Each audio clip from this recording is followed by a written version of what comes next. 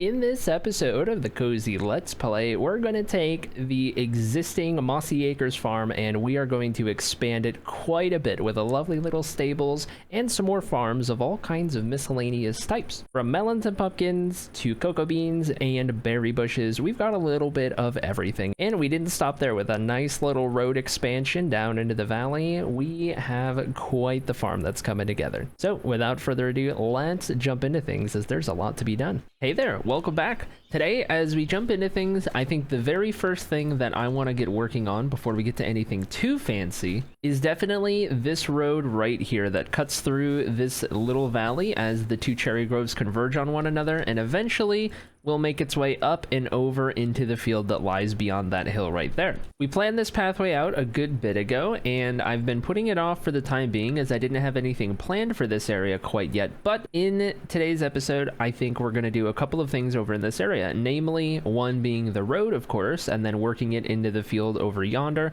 I also want to do a little bit of terraforming over on this weird opening into the cave system right there. And on top of both of those, I want to add a stables, since we have our lovely little horse right down the way, and we'll probably end up having some more horses as well. I've done some scouting in the area, and I think the very best possible location for a stables would be right in this little clearing right here. So at some point in today's episode, we're going to jump into that, but we can't do that until we tidy up the nearby area first. So it's time for me to try and get some materials for the road. I need some mud and maybe some coarse dirt as well, and once I have those going, we can really start to work out this road, get that done, and then jump into the rest of what we want to do. So next up on the list is to go grab some materials. I namely need a bunch of mud, and I think I need some coarse dirt as well. We can really start to finish up this road and get it ready for some stables, along with some other builds as well, and really start to expand this area into something much bigger. Materials acquired, I believe this will be enough, but I guess there's only one way to find out.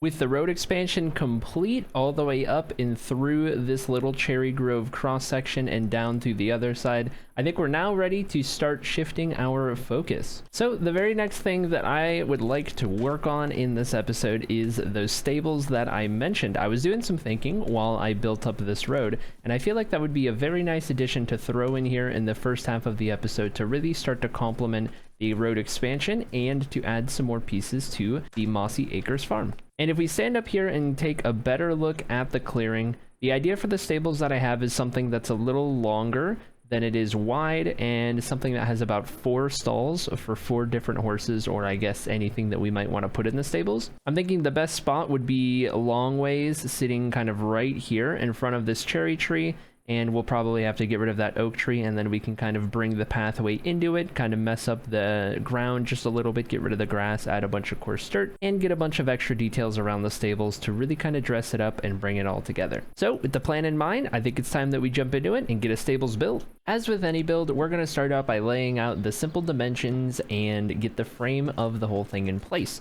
I'm going to go ahead and strip these oak logs as our in-between block, and we're going to use these normal oak logs as the sort of pillars and supports throughout the build. The reason I'm using regular oak logs for the pillars and supports throughout is, as you'll see in a little bit, I'm going to mix it with some spruce planks and some stripped spruce wood to really texture them up nicely. As we're getting started in the framing though, it definitely looks like it needs some terraforming. So we're going to go ahead and clear out this little area and do a little bit of tree chopping as well, just to make sure we have enough room to work with. From there, I'm going to build some of the interior walls, strip up some more oak wood, and make sure that I keep alternating the pattern in a sort of parquet, or I suppose checker pattern of the stripped oak wood. What we're doing right now is we are laying out each of the individual stables. So this is going to hold 4 potential spots for maybe 4 horses or just 4 creatures of any type really. It's time to texture up some of these pillars and see what works well. We're going to get it up pretty tall so that the rooftop sits well above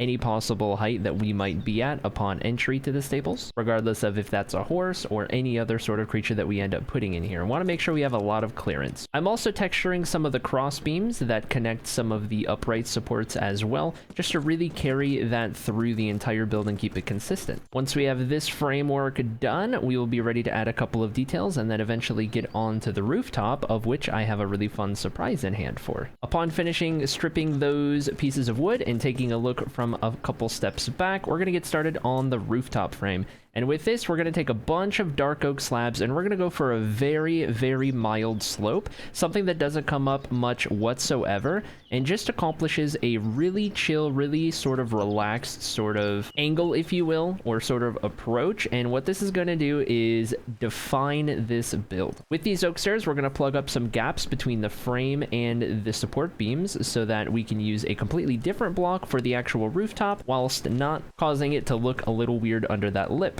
From here, let's put in the gateways for each of the stables. Let's set some of these fences in place just to give it that real extra wooden and stable sort of feel, as you might expect in any. We, of course, don't want to completely wall off each of the sections, just add some fences up there so that if we have a bunch of horses, they can kind of see each other and maybe make some friends. I don't know what horses do in stables. From here, we're getting started on the roof. So we're going to be using some of this bamboo wood that was newly introduced, and I'm actually really liking this wood. So we're going to try to make something work with this. I'm going to alternate regular bamboo slabs and mosaic slabs. We're going to cap this off with a little bit of dark oak on the top just to pop a little bit more of that darker color up in the middle of all of the bamboo. And just like that, we've got a very nice rooftop shape, something that's quite different than the rest of the builds in this area, but something I like. It does need a little bit of dressing up though, so we're going to take some moss, we're going to take some of that normal bamboo block, and then maybe grass up some of this moss a little bit. Got to give it that classic cottagecore feel, that classic cottagecore touch. That's going to do a lot for us. Now, on the inside of the roof, we want to make sure we clean all of this up so that when we're on the inside of the building, it looks nice. I, of course, don't want any of the end pieces of the stripped oak woods to be visible, so we're going to go ahead and replace those with some proper wood blocks. The full bark blocks, of course, strip those as well. Let's go ahead and make this pathway out front. Mix in some coarse dirt. We'll, of course, get some mud going as well so that it blends in with the pathway, and our stables will be seamlessly a part of the farm. Get some lighting out front with some of these hanging lanterns. And of course, every good stables needs some hay inside, some food for the horses or whatever we put in there. Some final touches here with some leaves and foliage all around, something to really dress it up, get it kind of nice and overgrown, add that little touch of foliage and greenery into the build. It wouldn't really be too cottagecore if we didn't do that, now would it? Can't forget the vines, of course. Gonna go ahead and do some of that string to prevent it from growing as well. And we take a step back, take a look at it, and see what we have done. Well, with the stables build complete, it's time to deliver our horse into one of the spots over here and avoid that little piece of string that I used for the vines. We can tie him up right there. And I could not be happier with how this came together. This is a really nice looking stables. First and foremost, the bamboo rooftop, which is my first attempt at trying to use the new bamboo wood in Minecraft. I haven't yet built with it, but I figured one of the better uses I could try and get out of it were for the stables rooftop right here, combined with the dark oak wood at the frame. Really happy with how it turned out. It's a little bit of a departure from some of the other buildings in the area, but at the end of the day, I didn't want every building in the area to use the same pallets or anything. I think I mentioned this in some of the earlier episodes of the series, but in this series, I am trying to learn how to build things that complement each other in the same area, while also branching off and doing their own things and having their own styles, all while not diverging too far from the original theme. If that sort of thing makes sense, at least. I'm not the best at explaining these, but hopefully I was able to get that point across pretty well. And with the stables complete, that brings us to our very first horse, of which I asked you guys a couple of questions in the last episode, and we've got some answers. So first and foremost, it seemed like the majority consensus was to keep the diamond armor, as that looked best with the charcoal pattern on the horse, at least to all of you guys. And secondly, we have the matter of the name. Now, unfortunately, I am name tagless at the moment, so I can't use a name tag to give him his proper name, but as suggested by Dr. C. Knight on the previous episode, I think we're going to go with Sir Barnaby von Hoofensnort, or Barbs for short. And that'll be our first of 4 creatures, horses, whatever we decide on that we can put in the stables here, at least for our little starter area. We've got a great view of everything going on at the Mossy Acres farm from up here on this little ledge halfway between the Mossy Acres farm and of course the Cherry Creek cottage up on the hill. And from here I can really start to plan out the rest of the area and where we want to sort of take things in the future. Now that we've got the stables build complete, we can see how it ties into the road right here, and we can see how the road journeys its way off and up and over the hill into the distance over yonder, where we'll eventually start moving and making our way with some of the things that we do. But before we do any of that, there is of course the rest of this area that we can find some good uses for. And I think I have a pretty good idea for what we can use the rest of this area for, at least this opening that kind of starts up on this hill next to the road right here and kind of makes its way all the way up to where we have that diamond armor zombie, and of course bordering the rest of the farms and the stables. To coincide with the rest of the farms that we have are wheat and potatoes, a bunch of flowers that we can't actually farm through this method but are mostly there for aesthetics, and then of course our carrots and our pastures. We are missing a couple of things. We have yet to figure out a solution for sugarcane, bamboo, and things of that nature. Some of the more miscellaneous or unique farmables, there's even melons and pumpkins, all of that sort of vibe that we could probably find a good use for in this big clearing right here, and maybe even a little bit over here potentially. I'm not too sure if I will foresee issue with anything down here. However, this is a big enough area that we can really start to make use of it. And of course, we also have the area nearby to the windmill up on the hill on the far side of the farms over there. There's a lot of wide open space. And we could also use a little bit of that for adding some of the more miscellaneous usable things. So, enough talking about the plan. Now it's time to actually engage the plan.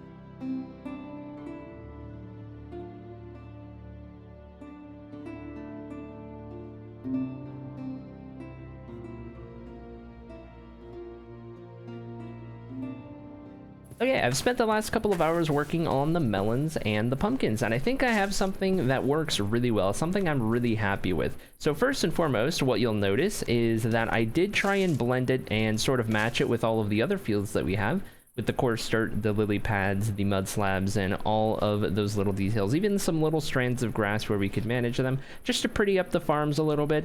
I didn't use every single splotch of land within these areas because my goal at the end of the day, as you guys know, is not to be the most efficient or build in the most lucrative manner, I suppose, where we use up every possible block and get as much as we can in return. Instead, we're all about the aesthetics, and we're trying to make a cozy little farm where the most important thing is of course the aesthetics of it, and to get a place that looks really nice and cozy. And one other thing, and the thing that took me the longest to figure out, was the layout of all of the tilled land and where the melons and pumpkins would sit. So I had to meticulously go through, and we placed in a bunch of string in different areas, and I tried to keep certain areas open so that the melons or pumpkins, depending on the farm, would sit in certain spots. That way we could kind of control where they sit and where the tilled land is, so that we get this real sort of pumpkin patch sort of vibe, at least in the layout of where all the pumpkins will form, or the melons will form in the melon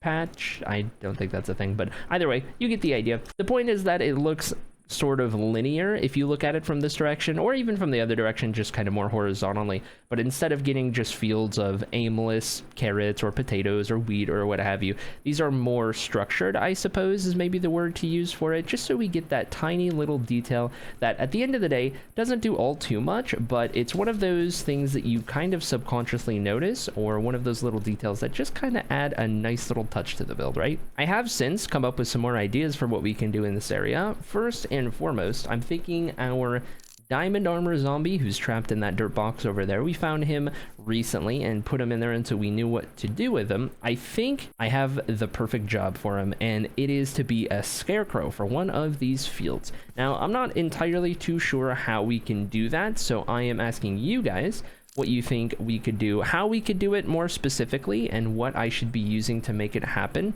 My first instinct is maybe we use some rails or some fences or so to kind of trap him into a little spot. We of course need to make sure he's got something over his head that will prevent the sunlight from hurting him.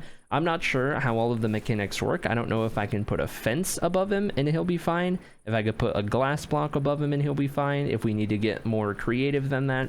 I'm not too sure, but I'm sure you guys have some ideas and you could let me know. We might even need to get some invisibility potions to help move him easier, maybe get out all the rail stuff and what have you. So you guys let me know. We'll hold on to that idea and we'll keep him in that box for now, but I thought that could be a fun thing that we eventually do.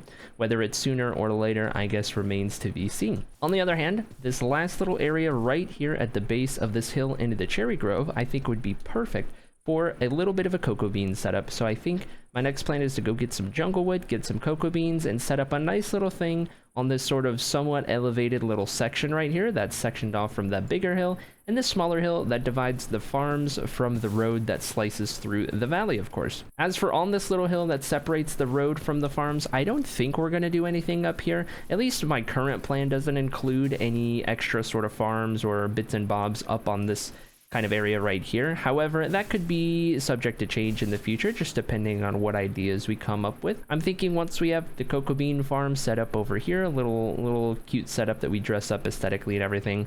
Obviously, I don't really need cocoa beans that bad, but just something nice to throw in there.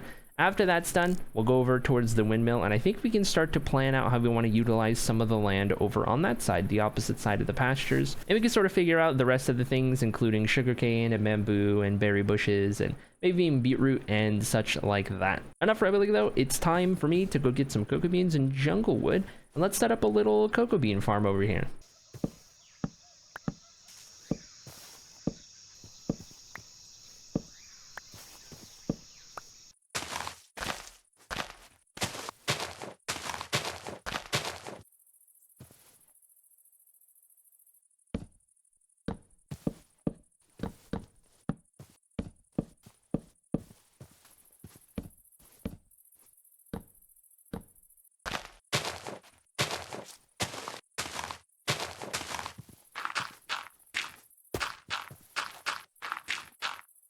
I think we've got something that looks really nice. So I wasn't too sure originally how to start with the cocoa bean farm. Obviously, it's usually just a bunch of random jungle logs with some cocoa beans just plastered on the sides of them. Not really too much to it, right? Well, I kind of had the idea to maybe do like small jungle trees. I could have grown actual jungle trees and maybe molded them a little bit, but I wanted something that was really small, almost comparable to the vanilla sort of default oak tree in terms of scale, but obviously looking a little bit better with some of the shaping in the leaves. The idea behind it is that maybe the cocoa bean farm is also a little bit of a jungle tree farm. We have a bunch of like really young trees that are fairly small and just kind of growing up there, and we use those to grow a little bit of an increased rate of cocoa beans. I'm not too sure. There's no actual science behind it or anything I'm basing it off of, but that's kind of the idea, is we're growing some smaller jungle trees and using those for the cocoa beans. That way, it's better than just logs just kind of laying throughout the area without any real method to it. I figured this would be kind of a cute way to go about it. I also went ahead and mixed in all the coarse dirt as per usual. We surrounded it with the mix of birch leaves and spruce leaves as well, just to get our little farm outline in place. And I think overall, as it overlooks the melons and the pumpkins respectively, I think it's a nice little touch. It gets a little bit more greenery in the area with all of these leaves that definitely contrast all of the pink cherry trees in the area, I think in a good way. And I think it's a nice little touch at the end of the day. So with that in place, I think we're ready to move on to the very next thing. We've got the berry bushes to figure out next. So let's go ahead and lay out a field right over here next to the cows and at the base of the windmill. And I think this would be a perfect little spot.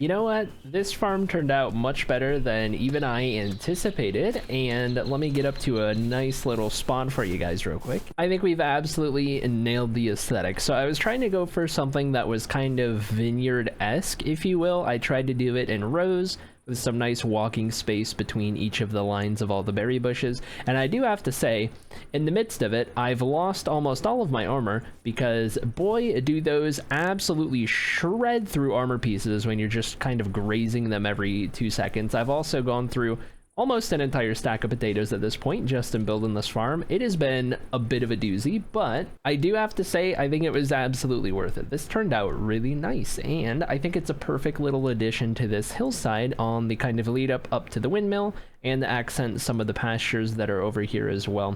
I did leave a little bit of room between the two farms in case I wanted to bring the pathway kind of through here and maybe on towards the jungle or over the river or what have you, but I'm not too sure if we do that.